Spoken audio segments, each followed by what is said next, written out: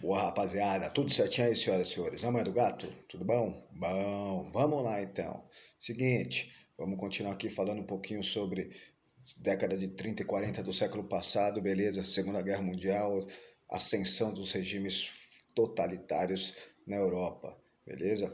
Hoje a gente vai dar um pouquinho mais de atenção ao tratamento dado aos judeus pelo regime nazista da Alemanha, firmeza?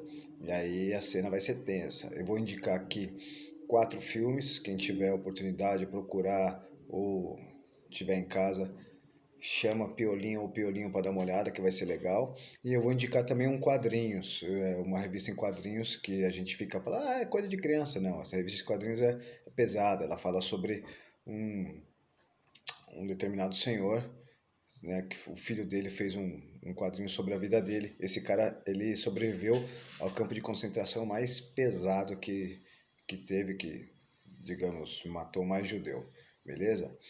O campo de Auschwitz. Bom, enquanto você, por favor, pega seu livrinho e deixa ele aberto aí na página 130, coloca aí também seu nome, sobrenome e a sua turma, firmeza? E aí, hoje a aula é curtinha, não é muito longa não, e eu vou ficar aqui esperando alguma dúvida, certo? E provavelmente a gente esclareça algumas dúvidas sobre a nossa apostila, beleza? E aí, se aparecer, continuar alguma dúvida, mete aí. Lembrando, a gente não terminou ainda o conteúdo da apostila, ainda falta falar um pouquinho sobre Vargas, mas eu vou deixar um pouquinho mais para frente, beleza? Os nomes dos filmes e do livro que eu indicar aqui eu vou colocar no texto de apresentação da aula, beleza, campeão? Então é nóis. Então vamos lá. Seguinte, a gente falou um pouquinho aí sobre os regimes totalitários, né? O regime fascista, nazista, o regime salazarista, franquista, o varguista, que alguns historiadores tratam Vargas também em um período em que ele foi muito ditatorial, então é um regime totalitarista, de acordo com alguns historiadores. E vem a questão, né? Pô, professor, mas como é que esses alemães são tão ruins assim, esses nazistas, na verdade, se eles conseguiram reverter as coisas na Alemanha? De fato. Mas o controle da inflação, por exemplo, no pós-crise de 29 que ocorre, após a crise de 29, a inflação na Alemanha atinge tetos astronômicos. O controle da inflação ainda vai ser feito pelo governo antes de Hitler, então a República de Weimar, certo? Mas beleza, não vamos entrar nessa. E muito do que o alemão, olha eu, os alemães conseguem fazer, os nazistas conseguem fazer para tirar a Alemanha daquela crise, vem de algumas apropriações inadequadas. Quer dizer, eles meteram a mão, meteram as quadradas, aguentaram o que eram dos outros, principalmente dos judeus. Lembra? Havia um sentimento anti-judeu na Alemanha, culpando eles pela crise, mas ninguém consegue explicar de forma mais aprofundada por que os judeus eram culpados pela crise na Alemanha. Beleza? Você tem grupos, sim, econômicos grandes que estavam na mão de empresários judeus.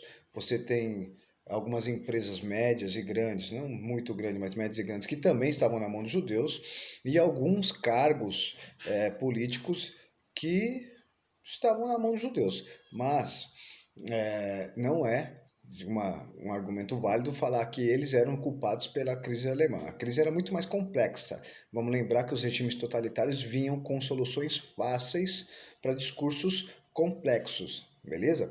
E essas soluções, claro, não davam certo. Hitler, por exemplo, não cumpre com muitas coisas que ele prometeu, beleza? Mas segue a rima aqui. Um dos fatores que vai ajudar muito a economia nazista é o fato deles conseguirem se apropriar de algumas indústrias, alguns comércios, algumas riquezas de grupos judeus, beleza? Também o fato do Hitler começar a invadir outros territórios que não pertenciam à Alemanha. Tudo bem? Beleza? Então, a gente vai ter os judeus sendo expropriados dos seus bens. Quer dizer, se você fosse um judeu e tivesse uma fábrica, provavelmente você teria a sua fábrica tomada pelo governo alemão nazista. Tudo bem? Então, não só fábricas, mas comércios, riquezas, obras de arte, tudo isso foi sendo tomado pelo governo nazista. E isso a gente vê bem num filme que eu passaria para vocês que chama Contrato Arriscado, beleza? Esse filme eu passaria alguns trechos para mostrar como o governo alemão negocia com alguns judeus a passagem dos seus bens para o governo alemão. Isso é muito interessante. O governo alemão ele negocia, mas negocia o quê? Olha, o governo alemão vai procurar os judeus ricos, né, ou que têm grandes ou bens interessantes para o governo, e vai negociar. Fala, ó, você passa para nós, para o governo alemão, os seus bens, em troca a gente deixa você embora e você não será preso, certo? E aí os judeus vão negociar com o governo alemão a sua liberdade para eles poderem vazar. Então tem muita gente que foge, beleza? Trocando a liberdade pelos seus bens. E isso é uma forma que o governo alemão consegue negociar. Tudo bem? A outra forma também que alguns judeus conseguem sair é procurando fugir antes do momento de procura. Eles conseguem falsificar, por exemplo, documentos de passaportes e ir embora da Alemanha. E um filme que mostra bem isso é um filme pesado, longo, mas que é muito bom. Quem tiver coragem, que aqui tem coragem, dá uma lida, uma vista no filme A Lista de Schindler, beleza? Filme excelente, mas pesado, hein? É bom para ver com a Piolinha e o Piolinho, porque aí na hora que tiver o susto, você já dá aquela apertada, né? De repente, uma beiçadinha. Ah, não, não pode. Não tá época de beiçada, não, esquece.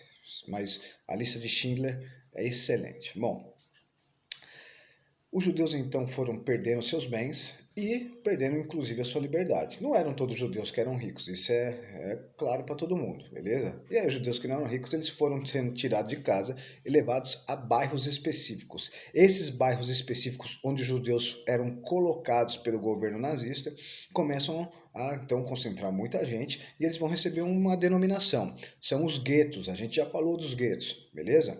Nesses bairros onde os judeus estavam concentrados, nesses guetos, eles eram obrigados a andar com a estrelinha, lembra disso? Haviam estrelinhas diferentes, tá ótimo. Então é uma espécie de identificação. Mas não eram só bairros. Alguns judeus, e não eram poucos, eram levados a campos de concentração. Campos onde os judeus eram obrigados a trabalhar de forma forçada, os campos de trabalho forçado ou os campos de concentração.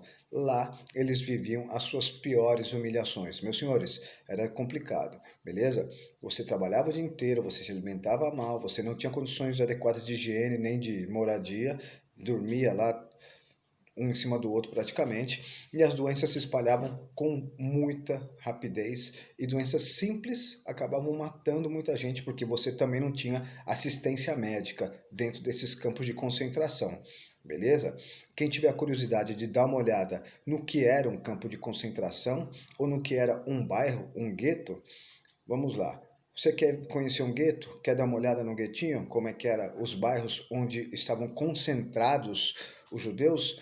Dá uma olhada num filme chamado O Pianista. É um filme meio velhinho também para vocês, né? Não para mim, mas um filme muito interessante que mostra como que era uma parte de um gueto, beleza? Como funcionava, como os judeus foram sofrendo cada vez mais privações. E um outro filme que vai mostrar bastante como que eram as condições dentro de um campo de concentração, só que o filme é meio pesado, meio triste, mas mostra muito bem como que era a vida de um judeu dentro de um campo de concentração de trabalho forçado, é O Menino do Pijama Listrado, beleza? O filme é pesadinho esse aí também, triste, cuidado para não ventar muito, que nesse filme, quando a gente vê esse filme, venta muito e acaba lacrimejando os olhos, beleza? Bom, a partir desse momento então, onde você tem uma concentração dos judeus nesses campos de concentração, você vai ter esses judeus trabalhando para o governo alemão, beleza? Esse governo alemão vai usar o trabalho dos trabalhadores judeus, claro, de forma escrava praticamente. Então, toda a produção, ou uma grande parte da produção da Alemanha durante o período em que ela esteve em guerra, foi através do trabalho forçado dos judeus. Então, olha que interessante. Os judeus, teoricamente, produziam as armas, mantimentos e tudo que a Alemanha usava na guerra de forma forçada. Então o exército alemão estava lá, os homens iam para a guerra, pau comia solto, mas quem dava retaguarda, teoricamente, eram os judeus que estavam fazendo um trabalho forçado nos campos de concentração, beleza? Mas essa vai ocorrer uma pequena mudança. Esse campo de concentração, esse campo de trabalho forçado, a partir de 1942, ele vai deixar de ser um campo de concentração de trabalho forçado para se tornar um campo de eliminação. Vai ser isso que vai acontecer a partir de 42, com muita, mas muita efetividade.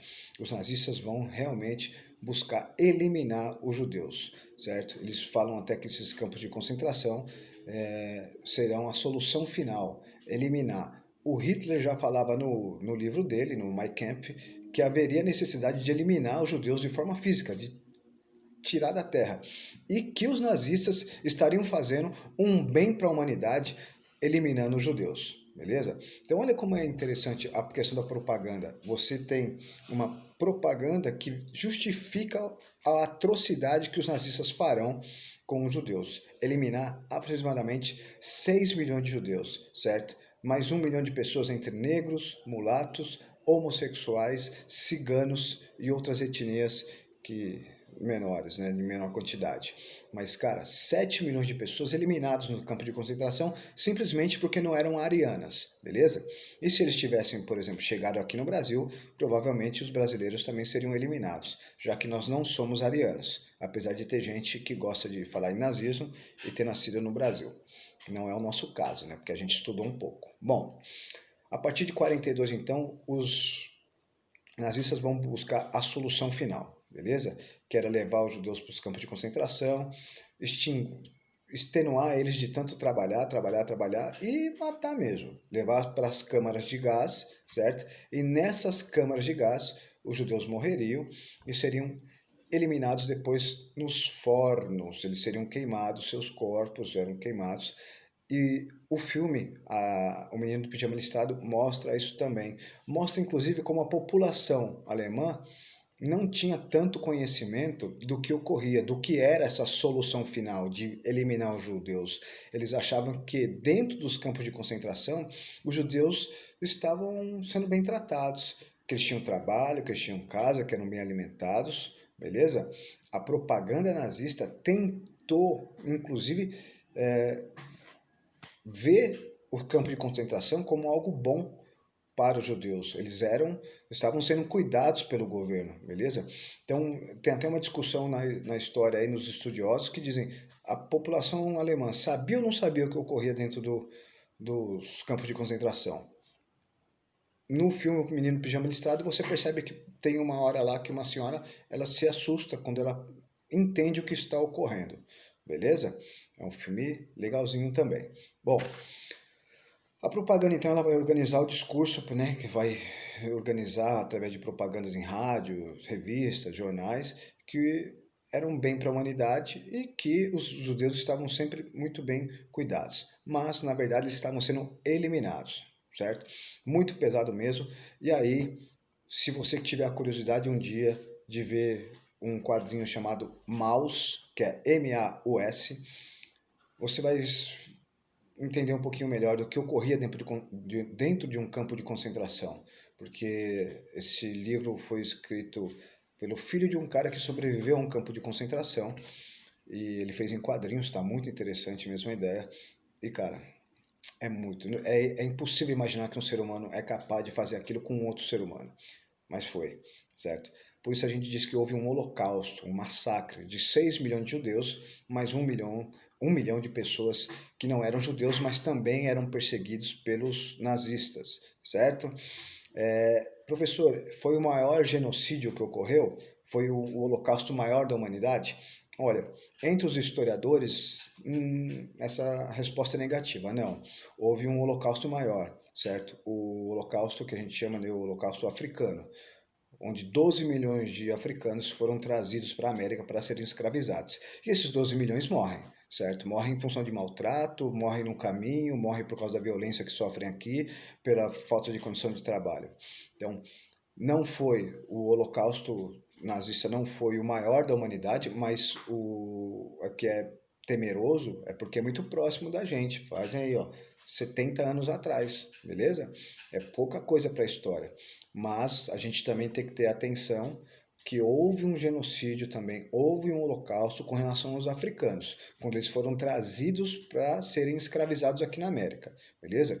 Aproximadamente 12 milhões, de acordo com a Sociedade Africana do Holocausto, que é uma sociedade que estuda, em 2007, mais ou menos, eles lançaram um estudo que dizia que 12 milhões de africanos chegaram aqui na América. E eles foram tirados da sua casa, perderam sua liberdade, tudo isso mais. Bom, dentro do campo de concentração, havia também um probleminha, né? Os trabalhadores improdutivos eram retirados, eram eliminados. Então, idosos, doentes, crianças, mulheres fracas, pessoas que não conseguiam mostrar que estavam fortes, eram eliminados porque não era interessante para a produção dentro do campo de concentração, beleza? Isso você vê muito bem também no Menino do Pijama Listrado e no filme Contrato Arriscado, numa parte lá, certo? Dentro dos guetos, dos campos de concentração, havia uma diferenciação e é aquela história, cada um por si. Vocês vão ver que existem judeus que vão se aliar aos nazistas para se manter vivo. Isso é válido, não é válido? Não sei, eu não sou capaz de fazer qualquer tipo de julgamento porque não estava lá. Eu acho que é uma situação muito extremada, mas que a gente sabe que existem uns judeus que trabalhavam para os nazistas dentro do campo de concentração para evitar a própria morte, beleza? Então, por exemplo, se você abrir aí na página 130, você vai ver uma família sendo retirada de casa, na rua, sendo pedia documento, tudo isso, e às vezes já eram presas ali na rua mesmo, beleza? Eles eram obrigados a fazer gestos nazistas, os próprios judeus, e se você abrir o seu livro depois, lá na página 132, você vai ver uma cena emblemática de uma foto onde temos duas mulheres no foco da foto fazendo um gesto nazista e uma faz o gesto nazista claramente contrariada. Ela está chorando porque fazer um gesto nazista, sendo que você é um judeu ou alguém que é uma judia no caso, que é perseguido por esse regime, deve ser doído, deve doer bastante, beleza? Tudo bem? Bom, o que eu gostaria de esclarecer então são esses pontos de como era o trabalho, a vida de um judeu quando ele era capturado, quando ele ia para o campo de concentração, quando ele ia para os guetos, né, para os bairros, e também fazer algumas sugestões para que vocês consigam ver o filme. Se a gente estivesse no período normal, nós veríamos trechos de todos esses filmes que eu mostrei, que eu falei para vocês. A Lista de Schindler, O Menino do Pijama Listrado, Contrato Arriscado e O Pianista. E eu também emprestaria para alguns, né, quem tivesse interesse, o quadrinhos. Como a gente está nesse período de isolamento, vocês vão ter que procurar aí quem tiver acesso, quem tiver o filme, e vejam, certo? Emprestem um para o outro, claro que passa álcool já em tudo, de máscaras, né, de boa, e não é para fazer uma festa, vamos fazer uma festa para ver o filme A Lista de Schindler. Se bem que eu duvido que isso, beleza? Mas é desse jeito. A guerra não acabou. Nós só fizemos um parênteses para entender como que os judeus vão ser tratados pelo regime nazista durante a guerra nos campos de concentração e que vai chegar uma hora em que os nazistas resolvem eliminar, dar a solução final, acabar com os judeus da face da terra e falando que eles estavam fazendo um bem para a humanidade, beleza? É brincadeira, é grave, viu, cara? Bom, não é brincadeira não, é grave mesmo. Fica assim então. Por enquanto é isso aí. Senhoras e senhores, muito obrigado pela atenção e paciência. Me desculpe se eu não proporcionado. Vai de leve na manguaça da Marília. E não acabou não. É para ficar em casa, pé de breque. Nada de fluxo ainda. Muito obrigado pela atenção. Já falei isso, né? Então, cuide-se aí. Um abraço. Tchau, tchau. Fui.